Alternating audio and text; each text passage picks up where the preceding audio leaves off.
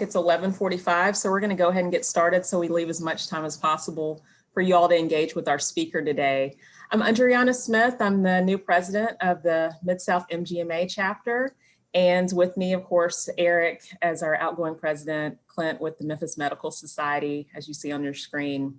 I want to thank you all for being here today during your lunch. We don't take this for granted. I know you could be spending your time doing a multitude of other things, but here we are again on Zoom. So it looks like for at least the next few months, we're going to be having our meetings via Zoom. If it does change, we'll make sure that we let you all know, but we've got a great lineup of speakers that will be presenting for the next few months through Zoom. So we'll make sure we get that information out to you.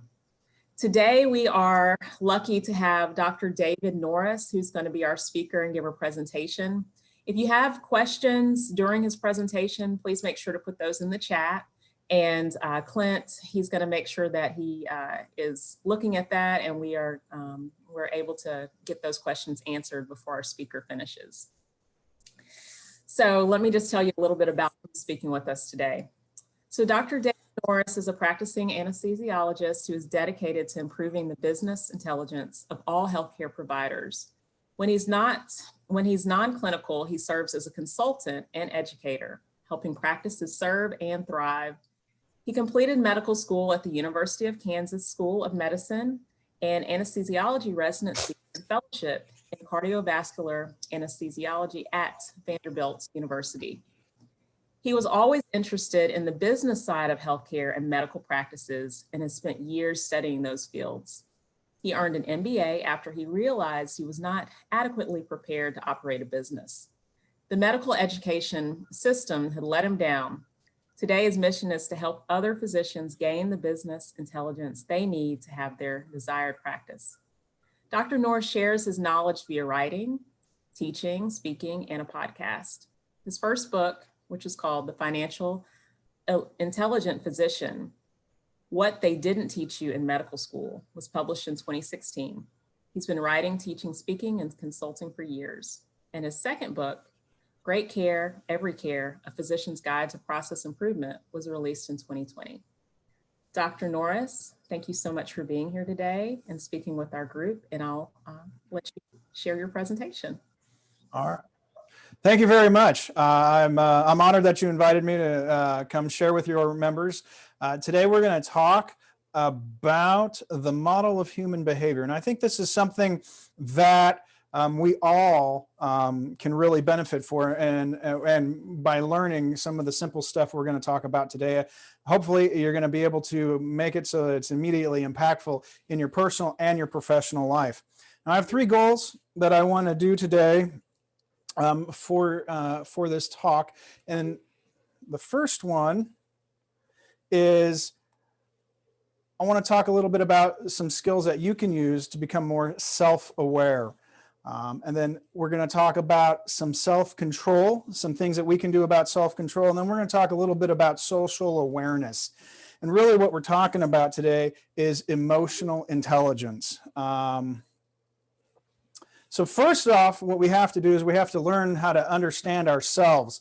And as Shakespeare said, of all knowledge, the wise and good seek most to know themselves. And then once we begin to understand ourselves, we can then begin to understand others. And then understanding others is incredibly important. And I think I like this quote from David Burns, Dr. Burns at UPenn. He says, the biggest mistake you make in trying to talk convincingly is to put your highest priority on expressing your ideas and feelings. What people really want is to be listened to, respected, and understood. The moment people see that they're being understood, they become more motivated to understand your point of view. And we're going to learn some things today that's going to help you begin to understand others and let them know that you're really trying to do your best to understand them. Because really what he's talking about, it's Anthropology 101, it's human reciprocity. That will be something that we look at throughout this talk. Now, let's start off with understanding yourself. Now, the system I teach and the method I use to kind of determine our personalities or who we are is pretty simple. I'm a simple guy. I like simple things. There are many models out there. I just kind of focused in on this one because it made sense to me and it was the easiest for me to learn, to explain, and to use. So if I were going to meet you today and we were just having a cup of coffee and I really kind of wanted to get to know you, throughout the conversation, I'd ask you 2 questions, and I might ask a couple of the questions differently to try and get to know you better. And the first question I would ask you is, what's your pace? All right, what's your motor? How fast do you move? Are you faster paced and you go, go, go? Or are you a little more reserved and slower paced and take it easier? What happens when your feet hit the ground? If in the morning, if you hop out of bed, and are you going from the minute your feet hit the ground to the time your head hits the pillow, or are you a little more reserved and you kind of take it easy? And I would ask you, which one are you? And you could be 51%, 49%, it doesn't matter, and you can change your mind later. But begin to think about, am I faster or slower? So faster paced people, they tend to be a little more optimistic, energetic, involved, positive, and enthusiastic. They tend to focus on talking things out. They like to verbalize what's going on inside of their head.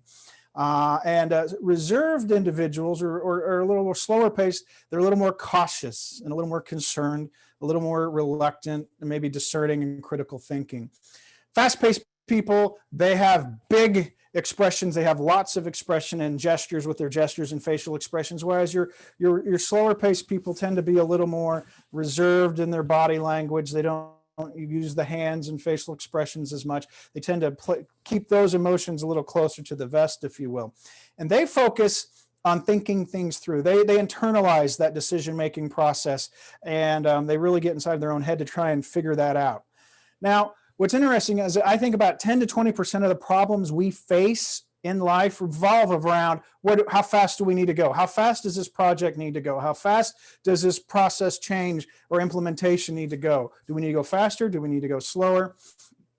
And about 10 to 20% of those problems that we face in life are around pace, and those tend to be a little easier to solve versus the next question I would ask you, and that is, what's your focus? What is your compass? When you're faced with the problem, what's the first thing that pops in your head? Are you more concerned with the task at hand or the people involved in the problem? Okay, so when you think about it, if you get in a task, a problem, do you think, okay, what's the issue at hand? Is it more related to the things that need to be done, or is it more involving the people that are involved in it? And that tends to be your priority. And if you're a task-oriented person, you like procedures and functions and programs and plans and processes, and you tend to focus on getting things done, okay? Now, if you're a people-oriented person, you tend to focus on relationships, caring, sharing, emotions, friendships, and feelings, and you tend to focus on the opinions of others and how they feel, and that's really your focus and your desire. Now, about 80% of the problems we face in life revolve around what's more important, the task or the people. What's more important, rolling out the new EMR or changing some sort of process in the EMR, or the people involved? I think COVID is an excellent example of what's more important, the task of getting the vaccine out and controlling it, or the people and how they're feeling and how they're being impacted. And those are the big questions that we usually face in life. And those are the ones that are harder to fix as we lead others. Now, you'll notice that we created a 4-quadrant grid. And some of you may have heard of this system before. And if you have, I hope it's a good review. Maybe you'll learn some new stuff. And if not, well, you're going to learn new stuff as it is. So if you're task-oriented and fast-paced, you're what we call a D type. If you are people-oriented and fast-paced, you are an I type. If you're people-oriented and reserved, you're what we call an S type. And if you are task-oriented and slower-paced, you're a C type. So that's where we get the name DISC from. So we're going to dive into each one of these major 4 basic components of personality. Now, we all have all 4 of us in varying degrees, and we're really a blend of all 4 of these. Now, we may have a dominant trait or 2 that kind of determine how we naturally behave, how we approach problems, but we have all 4 in us, and we use all 4, and we can and should use all 4 when we communicate, when we lead, and when we interact with others. So let's start with the task, the outgoing task individual, the D type. Now, another word you might call these individuals is dominant, direct, demanding, decisive, determined, and doers. These people are very strong-willed. They're very determined in what they want to do. They tend to be very independent-minded, very practical and productive. They're kind of natural-born leaders in that regard. They're very direct in their communication when they talk with you. And they don't mean sometimes they come across as being hostile, but that's just the way they are. They come across as being very direct because they're so fast-paced and task-oriented. They really have a great focus, and they have a take action attitude.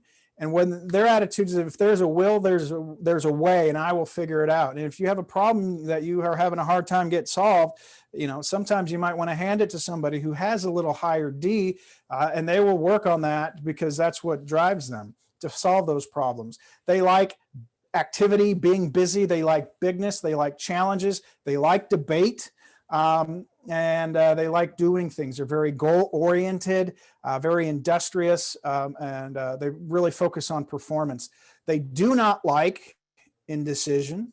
They do not like action or talk without action. They don't like activities really without a goal. They don't really see a purpose of that. They don't like slow activities.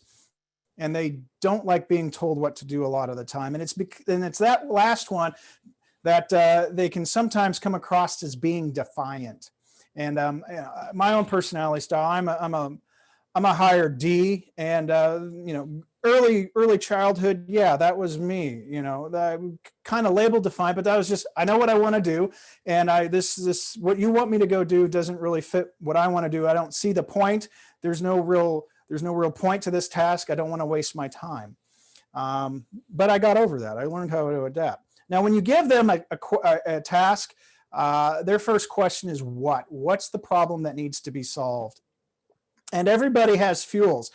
Everybody has things that we need in life that kind of fill up our tank that we can then draw energy off of as we go out throughout our day, particularly in stressful situations. And D's, they need results.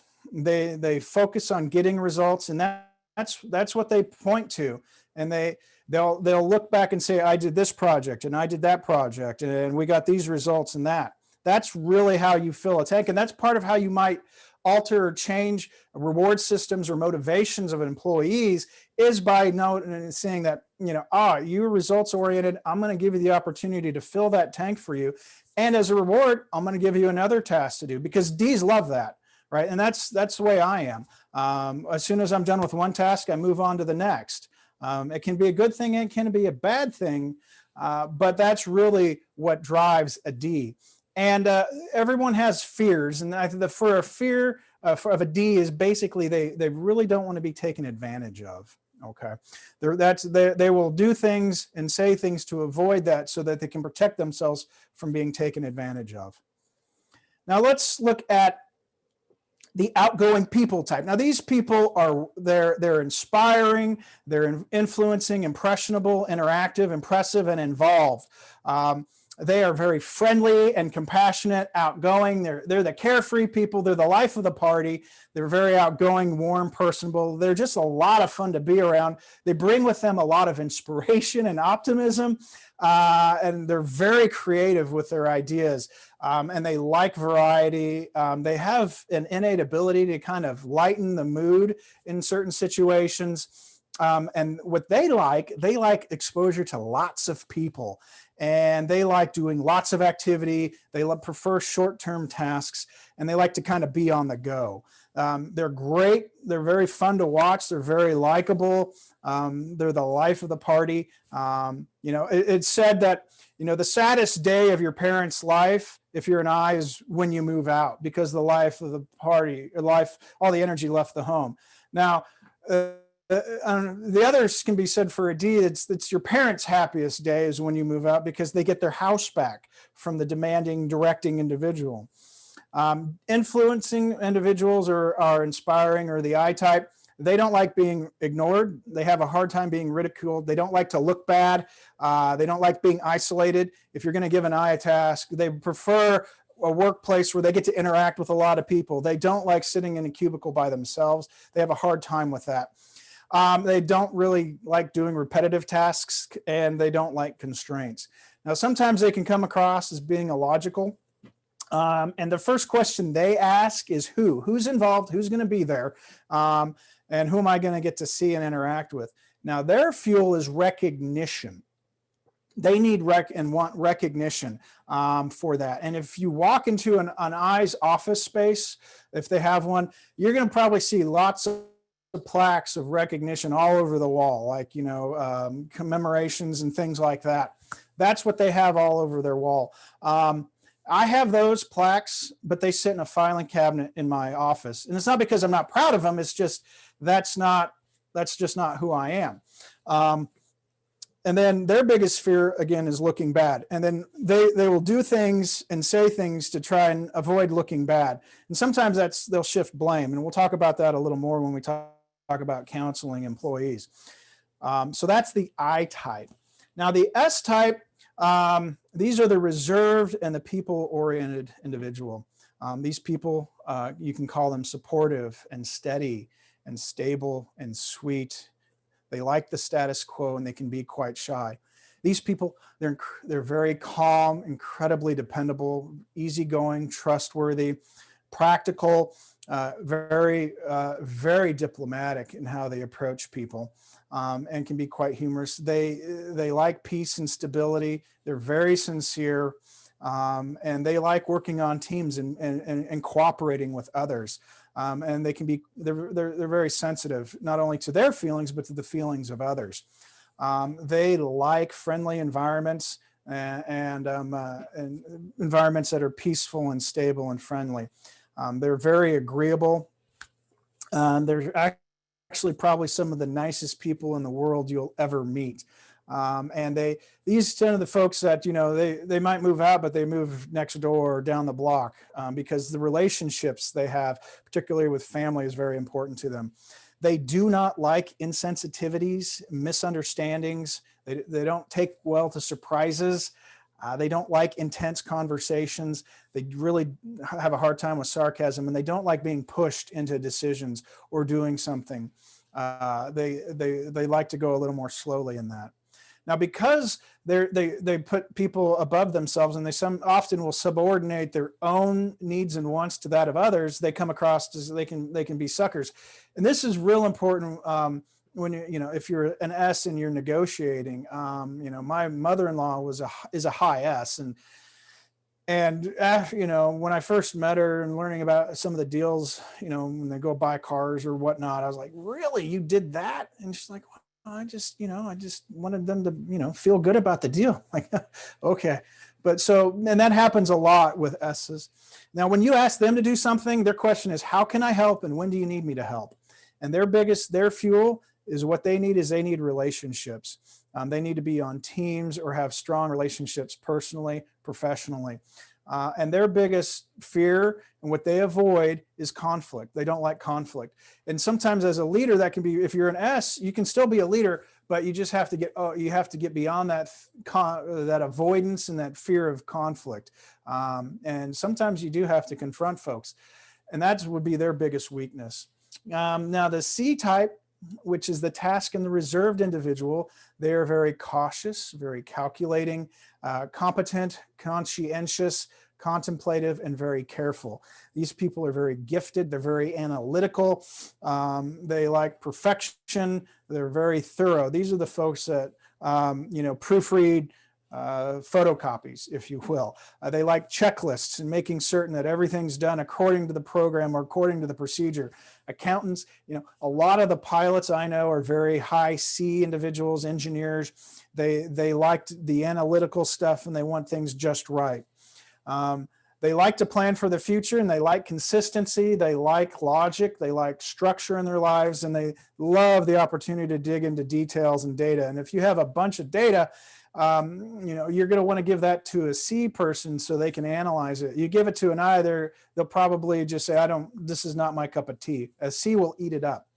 They can be sometimes very difficult to please because they're so task oriented and so perfectionistic at times, but they have a wonderful attention to detail and very logical. They don't like being criticized. They don't like unnecessary interruptions. They do not like ambition without a plan. It's okay to be excited, but have a plan that'll go along with that ambition. They have a hard time with mistakes, theirs and others. They don't like mediocrity and illogical changes. Now, because they're so data driven, sometimes they can come across as being cold. And I know a number of surgeons this way, where I know they care about their patients, but they're so C-driven, they want everything just right. And when they interact with the patient, sometimes it comes across a little cold.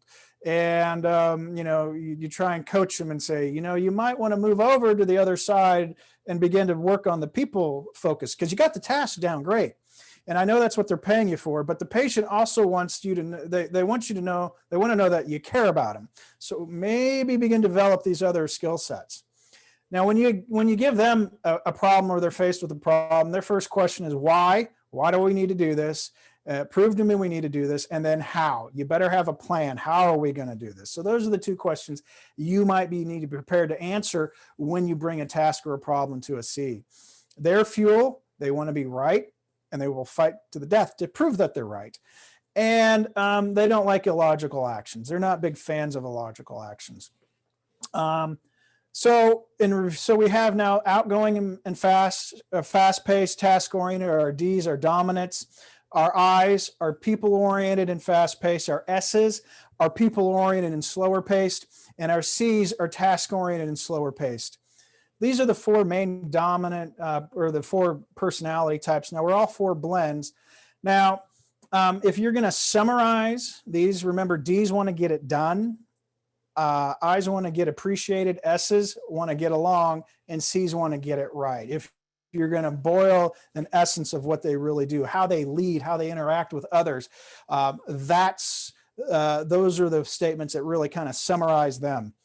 Now, about 10% of the population are what we would call high Ds. And I think that's because that's an evolutionary thing. That's all the population would probably tolerate of that. Is we can only take about 10 of you people because you're too demanding and you're too direct, and we just don't like that. About 20 to 35% of the folks who you're going to meet in life are going to have a high I. About 30 to 35% of the people you meet in life are going to be people-oriented and a little slower paced, reserved, S's. And then about 20 to 25% of the people we meet in life are going to be the C type. Now, what's interesting is you remember I said about 10 to 20% of the problems we face in life have to do with pace. And if you look right here, what is that? That's about a 50-50 split. And I think that's part of the reason why those problems aren't as hard to overcome. But when you look at the task versus people in the general population, you'll see it's about a 1/3, 2/3. And that's why I think we have a lot of discord regarding what's more important, task or people. Now, if you're a D, a tip I would give you today is before you can be in authority, you got to learn to be under authority. You got to get over your defiance and having it your way. You'll get further in life if you do. And if you're an I, I'd say it's nice to be important, but it's more important to be nice. It's not always about you. There are other people involved. S's, you can actually help people by saying no and stop enabling. And then C's, people don't care how much you know until they know how much you care. So for a C, I think, and a lot of the physicians I've worked with, at least in the surgical services, it's like they don't really care how much you know. You got to tell your patient you do care about them, and it's not hard to do. You just have to talk a little differently, behave a little differently, and it'll come through. So where do you fit in? I would ask you these two questions in a couple different ways and try and get an idea. Now it's not too hard for me to do that. I can generally pinpoint someone fairly close and quickly just based on a few questions and observations. And you can do the same thing with some practice. So let's talk about some keys to self-management. For D's, I would offer that people are important. You know, I used to be of the mindset I just needed to get stuff done, and people were either in the way or a way to get things done. And as you grow and mature, you know, out of your teens into your 20s, you begin to see that. But some folks don't. Some folks haven't gotten there yet. But people are important, and relaxation is not a crime. D's have a hard time just kind of relaxing and kicking back. They always feel guilty that they got to be doing something. And I know I used to do that quite a bit. Some controls are necessary. Some are necessary for safety to protect you, you know, or your patient. So every time I do an anesthetic, I do a machine checkout. I go through a checklist, or before I go fly my plane, I do a checklist. Half of me says, I don't want to do this. The other half says, yeah, you better. Everyone has a boss. That's another thing. D's have a hard time. Sometimes they jump to conclusions, or they'll in their own mind, they'll go so fast, they'll go from A to Z and leave out everything in between and expect people just to kind of follow that train of thought. It's really better as you begin to communicate as a D to really verbalize all your conclusions and how you get there, not just like warp speed to the end. That'll really help those who are following you, those that are you're leading, to get on board and understand what you're saying. Now, I's, you got to remember, time's got to be managed. Too much optimism can be harmful. Listening is important. Tasks must be completed, and accountability is imperative. And I would add, not everything in life is fun. I'll show you a little later, but my daughter is a high I, and these are some of the lessons we've had to teach her. We don't try and make her into something that I am or that my wife is, but we say, all right, you have a low C, so we're going to have to work with you on how to make certain you get your homework done on time, and you need to get your assignments turned in, and you have due dates. You know, because when you get older and move on, if you want electricity, you got to pay the bills on time. And if you're going to work for somebody, you got to show up on time. So those sort of things are the lessons that we kind of teach our I daughter. S's, change is good. I would say to you, if you're an S, change is good, and it provides opportunity for growth, for profit. And it could be growth professionally or personally. Remember, friendship isn't everything. Discipline is good. It's okay to say no to people. That was something I grew up watching my mother, who's a high S. She had a hard time telling people no, and then she'd feel overtaxed and overburdened. And everyone else was looking at her like, just say no. What's so hard about that? But for S's, they have it's a real struggle for them. And then being a servant doesn't mean being a sucker. And for C's, remember, total agreement is not necessary. Thorough explanations are not always possible. And I think we've seen that quite a bit with COVID, at least in the beginning stages of it. Deadlines must be met. Taking a calculated risk is profitable. And there are varying degrees of excellence. And sometimes you just have to take what you can get. So let's look a little bit at relationships. This is my personality style. So if you were to go to my website and you order one of our tests and you take a personality style, you're going to get a graph similar to this. And you'll see that I am a high D and a high C. Now, these two, the D and the C, these are all task oriented. And you'll notice that, you know, IS, which are the people oriented, are pretty low. And that's something I've had to work on as I age and mature in my professional career. I do find it interesting. I chose anesthesia because I like doing things and getting tasks done, and I do like being accurate. And I only really have to talk to patients about 15 minutes at a time, and most of them I never see again. And I often wonder if unknowingly that's how I pick my specialty. But, you know, I have an I just sometimes have to work on bringing that up. Now, my daughter, or my wife, here's my wife's profile. You'll notice that she is a high C and a high S. She's very reserved, a slower pace, and she has a low I and a low D.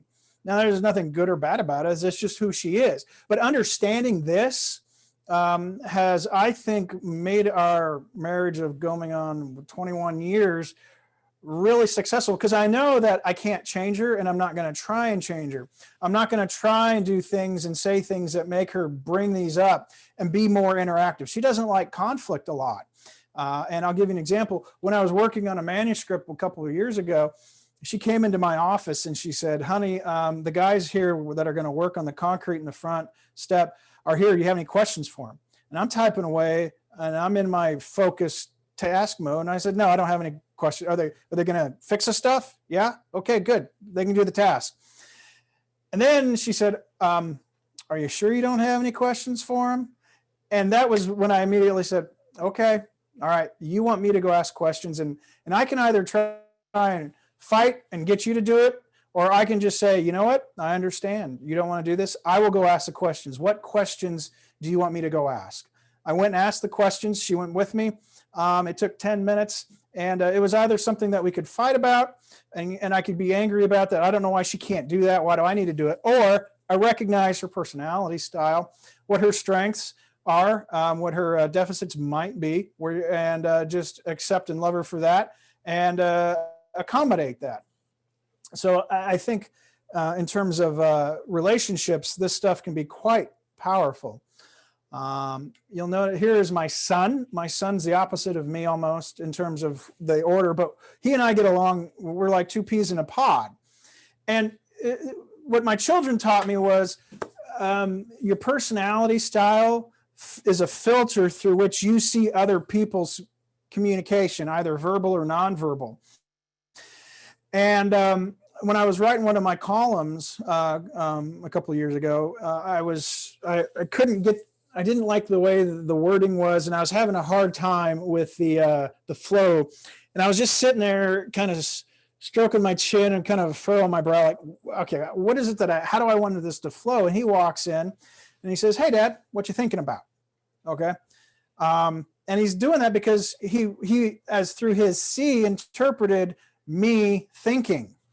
Now, if you look at my daughter, she's a high I. She's very outgoing, energetic, and lots of people. She walked in, I swear, she walked in about 8 minutes later to see if she could go to a friend's house. And I was still in the same position. I wasn't angry, I was thinking. And she goes, hey, Dad, what are you angry about? What's wrong? So how we talk to others, even though it's our natural personality style and our own natural behaviors, they're not always interpreted the way we think they are. And that was a really pretty powerful example of how two children coming from the same father and mother interpret body language differently. Okay. So when I'm with my daughter, I'm a little more lively. I try and lighten up, be more energetic. And so this is the family. So this is me. This is me. This is my wife. This is my son, and this is my daughter. You'll notice we all have high C's except for my daughter. So early before she was really learning how to be responsible, well, that was something we had to work on her with. Jacob, my son, we never had to say, is your homework done? It was always done early and on time. My daughter, we kind of had to remind for a while. She's a very bright girl, has the highest grade in her classes, but that was an issue for her to begin with. And as a parent, and even as you begin to identify employees, your job, I think, is to kind of help them mature or strengthen those areas in which they're weak. You'll also notice she's a very high, a very, very, very high I and an S. Of every one of the four members of my family who've been involved with COVID and all these lockdowns, she's the one that's had the hardest time. Because for her fuel is interaction and people because of her personality style. She's had the most difficult time adapting to this. My son, my life hasn't changed because I still go to work every day, but my son, with the school schedule, he's like, it's not a big deal. I still get stuff done. My daughter, much more challenging. And so my wife and I have to work on trying to figure out and do activities with her that keep her engaged outdoors or with friends that are acceptable. So COVID's been very interesting in that regard. So When we form relationships with individuals, we naturally just have an aha moment with people who are in our same quadrant, our dominant quadrant. So for me, I get along and I identify very easily with D types. Okay. And then the people that you get along with the next is those people that are adjacent to you. And that's because you share either your focus or your your motor. You're either both really fast going, and that's where you connect, or you both are really task oriented, and that's where you connect. The people you have the hardest time connecting with are the people that are opposite of you, because you don't share your pace or your people orientation. And those are the people you have the most difficult time understanding, getting along with. And before I learned this, and when I first met my mother-in-law, she's a high S and I'm over here. I really had a hard time dealing with her sometimes until I learned this and I began to see, aha, it's not that, it's probably my interpretation of her desires or her wants and needs versus me putting my own personality filter onto her. I'll give you an example. The way S's talk, they talk a little differently because they're so concerned about other people. They don't tend to force their will on others. And when we would decide, we talk about, hey, where does everybody want to go to dinner for the evening? She would say, hey, do you guys want to go try that new Mexican restaurant? And then people might say, no, we want this or that. And then we do something different. And at the end of the evening, we come to find out she really wanted to try the new Mexican restaurant. And it used to really irritate me. Like, why didn't you just say that? But I then learned after learning this model was like, she did say that. She said, would you guys like to go do that? And that's usually how an S might frame that or couch that question. I want to go there, but I don't want you to force you to go there. And now, so after I began to understand that, our relationship has gotten stronger and better, and I now appreciate her for who she is, and because I understand I have a better idea how she's thinking and feeling, if that makes sense. So let's talk about building rapport. There are 4 steps to building rapport. You have to take personal responsibility. You got to possess a can-do attitude. You promote trust by demonstrating mutual respect. And at the end of the day, hopefully you're going to have some tools where it's easier for you to do that. And then you grow personally and professionally. And that's why you're all here today. Now, everyone is different, and that's important to remember when we're trying to build rapport. What's natural for you may take effort for others, and what energizes you may demotivate others. If you want, my mother-in-law and my mother loved to go help friends and just spend time with them and not really do anything. That would drive me nuts. I do that, but I would have a hard time with that. Some people multitask easily. Some people prefer to work alone or isolate or retreat. And some people prefer or need dialogue and interaction and stimulation to recharge their batteries. And then they want to engage and interact. And that's really the difference between my 2 children. If you remember, my son was a high C. What he did for fun over Christmas break was he wrote an algorithm from scratch that solves a Sudoku puzzle. A 9x9 Sudoku puzzle. You throw in a couple numbers and his algorithm solves it. And he was up there all day for a couple days writing that code, trying to figure it out. And when he came down, he was like, yes, that was so much fun. I enjoyed that. Now, my daughter never would have thought about doing that. Instead, my daughter wants to go do things. She's like, hey, we'd ask her, do you want to go to the barn today, ride the horse? She's like, well, my friends aren't going to be there. And I'm like, what does that matter? Just go be with the animal, have fun. But for her, it's more of a social thing. And that's how she recharges her batteries. D's, when they recharge their batteries, they just go do things. That's what they want to do, either physical activity, sports. For me, I like to just go fly my plane because it's very precise and I get to do the task. I's want to go spend time with people. S's want to spend time helping, volunteering someplace. They may go work in a soup kitchen or at a homeless shelter, and that's how they really recharge their batteries. And C's, they're going to probably try and solve a problem, read a book, do some puzzles or something like that. Everybody recharges differently. And remember, some people are fast-paced and slower-paced. So to build trust, now remember, trust is the cornerstone for relating and communicating effectively with others.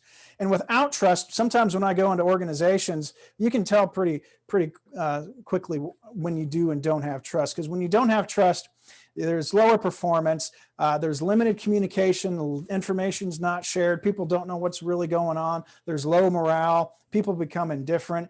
And some of the common attitudes I see when I go into those centers or those places is people are disengaged, and there's a big, it's not my responsibility, not my problem mindset. They tend to have blame and no personal accountability, low morale. There's a lot of fear and hurt feelings and maybe even anger, and when you don't have trust. And as leaders and people who want to create clinics or practices that have trust, because that's the best way, I think, for us to really deliver exemplary patient care. Because if I have a nurse and I trust her that she went through that questionnaire and then she asked all the appropriate questions, and then I have that form in front of me, I can trust her work. That comes by hard work. To build trust, with trust, you have open and honest dialogues. You have increased performance and ideas, and creativity flow freely. There's high morale. People become engaged. You become more productive with time, and people take personal responsibilities. And you'll begin to see there's excitement, a can-do energy. I like this one, the I'm responsible. People take ownership and are accountable for their work. And I've been in a number of different surgery centers and whatnot where some centers have that, and they're fun to work at, and they do a great job. And others, it's like, I don't really want to go do their work there today because, you know, people are dodging things and it's just not a lot of fun. So, but their leaders in those organizations actually have really developed good rapport and built that trust by working with their people. Now, we build rapport differently based upon our compass. All right. So for task-oriented people to do business with you or to be in a relationship with you, they must first trust you. Okay. And that is what is the foundation of the relationship, is trust. And that's based upon performance, your past results, your past earned and proven results that you've seen, that they can see in the past. Once you have that, then the relationship becomes based upon tasks. I see value in you. I see that if I come here and I work, we're going to do great things you've done in the past, and we're going to continue to do it. I believe you can get things done. I believe you're going to keep your word, and we can work together. And that is the high. Once you have that, then you get to the highest level of rapport and the highest level of trust. Now, for task-oriented people, they trust you when you prove they can trust you. And they have to trust you really before they really like you. And if you think about it, if you've identified yourself as a C or a D, that's probably one of the first things you hang your hat on is, do I trust this individual before I'm really going to begin to like them? Now, for a people-oriented individual, it's a different paradigm. For them, they must first like you before they want to do business with you or get in a relationship or anything like that. And that foundation of that relationship is based upon feelings. Do they like you? Are you personable? Do they trust you? Do you care about me? They'll ask. And then, do they feel safe with you? Once they have that, the relationship's based upon emotions, or kindness and caring and pleasant. And it's not only how you treat them, but they'll perceive that how you treat others as well. So, you know, you really can't play favorites because they'll say, well, you treat me nice, but you treat them like garbage. So I don't know that I really like you. So I'm going to have a hard time trusting you. Okay. And then once you get really develop that rapport with a trust, we got to remember they will trust you until you prove you can't, and they got to like you before they want to do business with you. Okay. Now, what's interesting is the ladder of rapport is a little different on each side. So we start with task, and then we move to the relationship. On the task, trust, and then relationship. On the people side, we start with the relationship, and then we move to trust. But what's interesting is all four of our personality sets we actually need to learn to employ as we build rapport. So we want to begin to learn to listen. And to do that, we need to dip in to our S personality style, that people-oriented and reserved. We want to be able to hone those skills where we slow down and we really focus on them and listen to what people are saying. And the next thing we need to do is we need to shift gears and dip into our C quadrant, where we begin to observe and we take in data and make certain it fits with what we're hearing. And then we shift and we want to touch up on our D and discern. And finally, when we get to the top and we speak, we want to do so more from our I, be more lively, energetic, and focus on the people when we begin to talk to them. Now, there are some danger zones when we, that are some blind spots when we begin to try and communicate or form rapport. And that's D's tend to jump to conclusions. They make a decision before they get all the information. And that's just because they just want to go, go, go. And they don't want to, and I know I sometimes still have that problem where I don't really care, just I'm going to make this decision and then I'm moving on. And I have to really watch that sometimes. Eyes will sometimes often interrupt the other person, or they'll get distracted rather than waiting their turn. They need to shift out of the I and down and more into the S and listen. S's tend to spectate rather than get involved because they don't really want to force their will on others.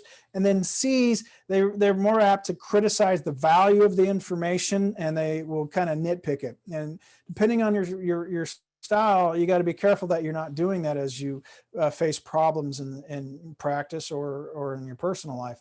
Now, when we have complete rapport, we have a free and exchange of opinions and ideas with open engagement of communication. And when we communicate, we really want to bring all four of these into play. And those areas in which we're weak, we have to really work at to kind of pump that up and develop those skills, if you will. So for communication, here are some tips that you might want to think about next time you're communicating. And these are blind spots if you're one of these personality styles. The first is D, and I talked about that a little bit ago. You jump to conclusions. You've already decided, you made your mind up, and you're moving on, and you're not really listening to new data that might change your mind. You have to, as a D, you need to really stop and think, oh, have I received all the data I need to? And maybe I might need to change my decision, or you jump to the conclusions too quickly. Eyes, you need to get rid of all the distractions. Put away the phone. If you're going to counsel an employee or you're going to have a team meeting, put all the distractions away, the phones and the watches and all that, so that you're really focused on the activity at hand. And then sometimes you kind of assume you already know what's going on, but you really don't.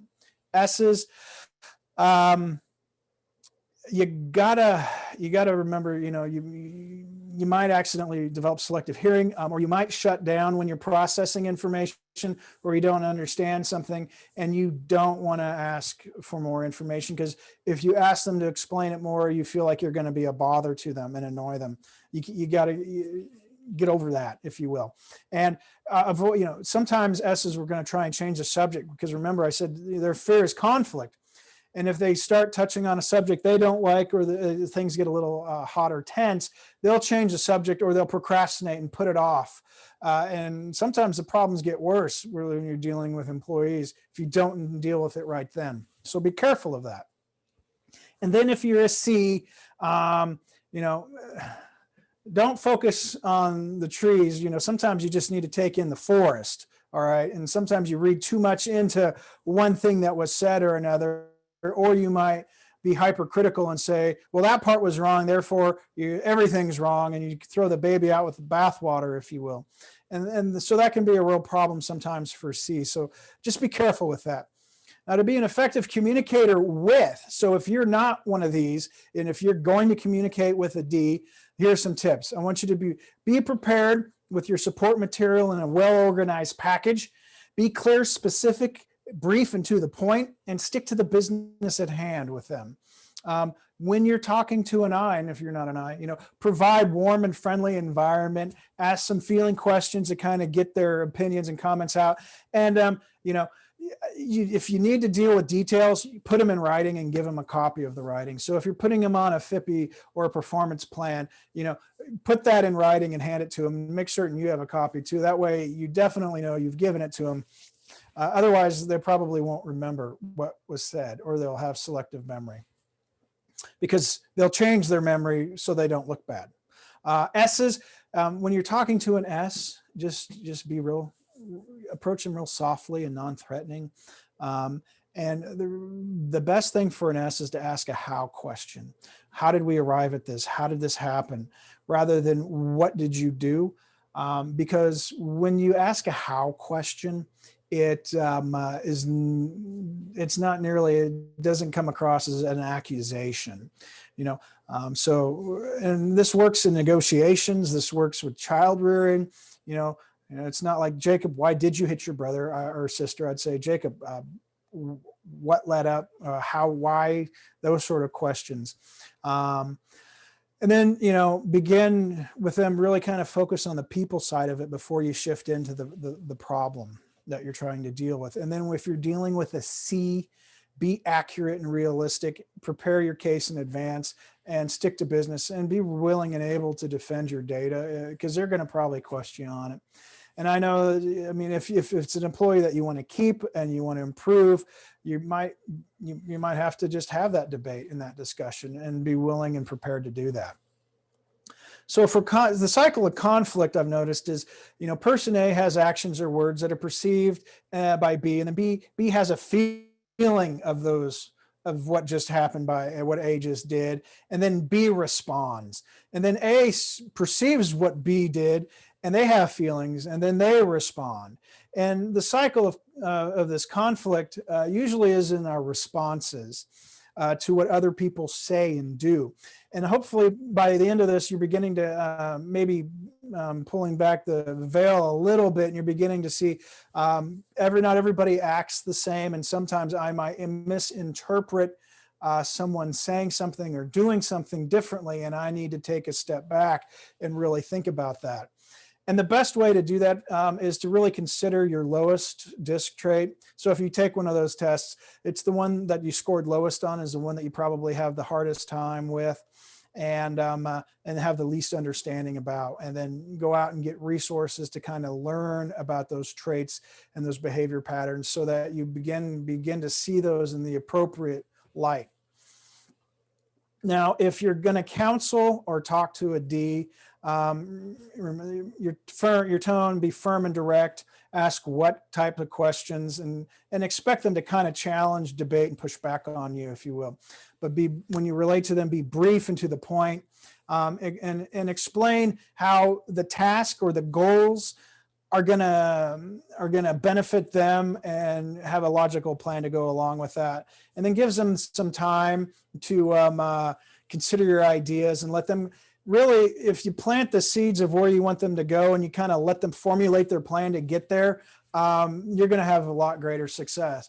And honestly, like my son, he's kind of that DC. When he was younger, we'd say, Jacob, you need to do this and this before bedtime. Bedtime's at 9.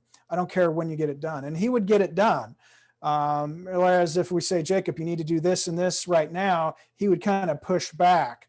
Whereas we said, it's got to be done before you go to bed, it would usually get done. Now, my daughter, being the I, didn't really push back as much. And that's because my son has some D in him. And then when you reinforce things with a D, repeat the plan of action by focusing and illustrating the goals, the tasks at hand, give kind of bottom line instructions, respect their problem solving abilities, and then, be willing and able to face confrontation in a caring manner. They take no as a way to say, I'll ask again.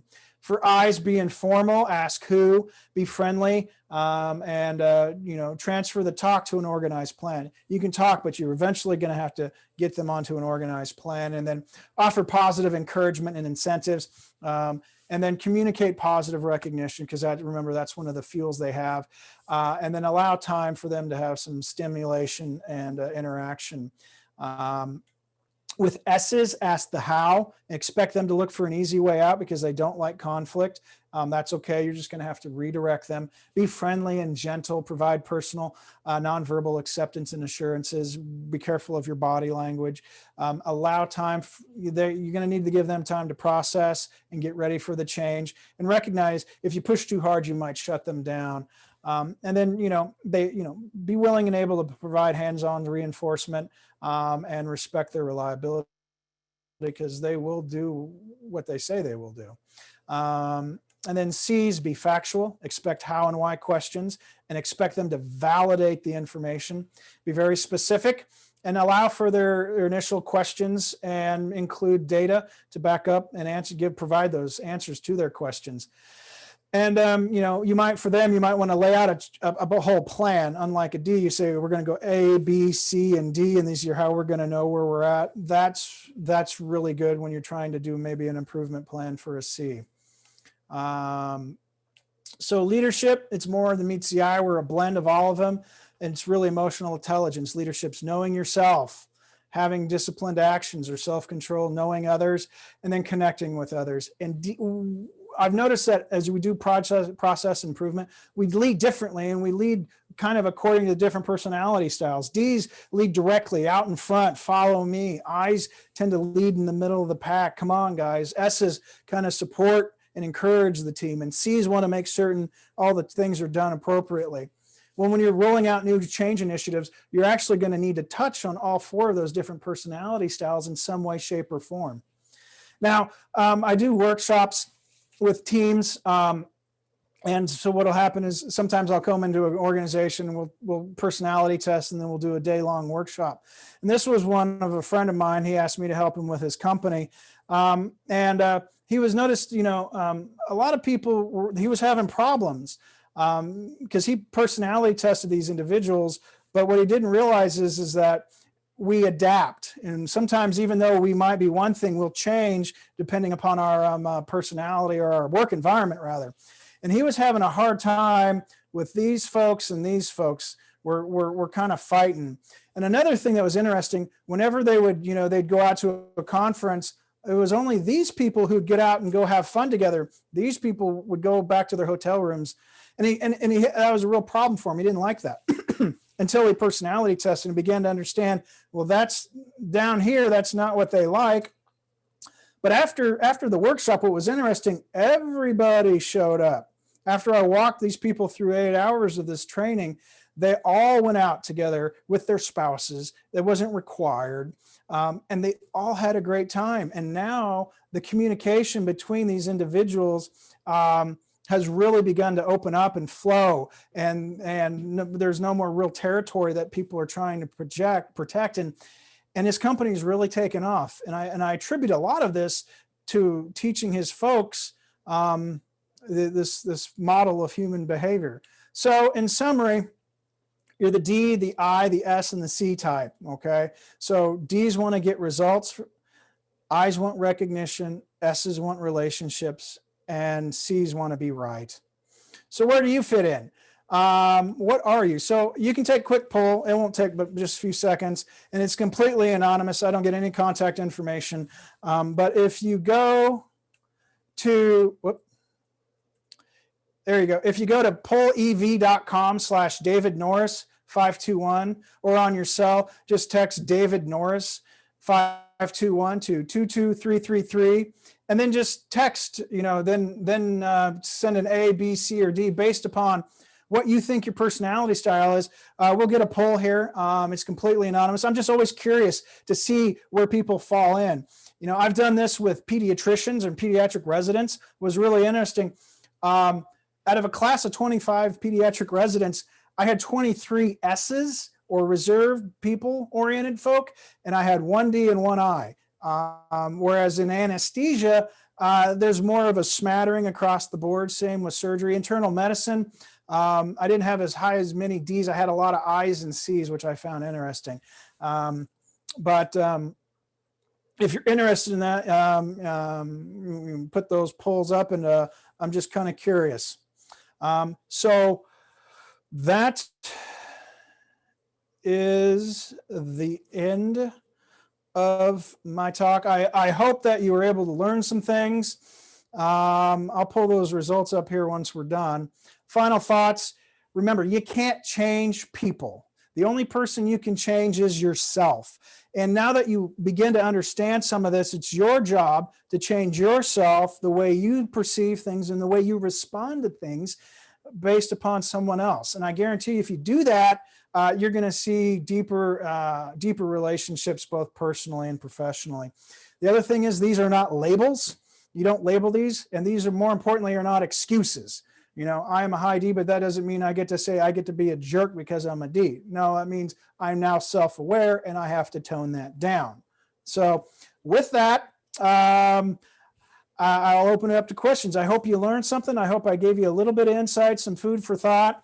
If you want to learn more, you can go to my website at davidnorrismdmba.com/disc and learn more about that. If you have questions, you can go to my email. Here's my email address, david@davidnorris, and here's my phone. You can send me a text or a phone call, doesn't matter. If you have questions, I'm here to help you. And with that, I'm done, and we'll open it back up to questions here. David, thank you so much. And I think we have a few questions in the chat right now. So, and Clint, you might have received some questions that are a little different. Yeah, we have one here that's pretty straightforward. Dr. Norris, what or who are the D types most compatible with? No one. No. One of these times when I was giving this talk, one of the residents muttered under his breath, and it was like, D's also for D head. And I'm like, well, yeah, no, D's, they get along pretty well with I's and C's. I mean, that's one of the folks they'll get along with, probably because of the pace. I would say probably more force towards C's, because of the more tasks. That seems to be probably a little more important than the motor, because they just want to get things done. So that's who I would say. They have a hard time, and I know I did and still do sometimes, have a hard time with S's. They're wonderful people. They're salt of the earth. They're the nicest people you'll ever meet, but we're just all wired differently. But being able to see that and appreciate that and then adapt behaviors and thinking patterns is really, I think, the key to success in building a strong team. So we have a lot of folks in operations as part of this organization, and with your clinical background, everything's fast paced, everybody's busy. Can you give any insight into, how a clinic makes time for this type of work? You mean as in the training? Yes. Or in terms of getting everybody on board and teaching this? Well, it depends upon the priorities and the problems you're facing, and what it would cost you to do it versus not to do it.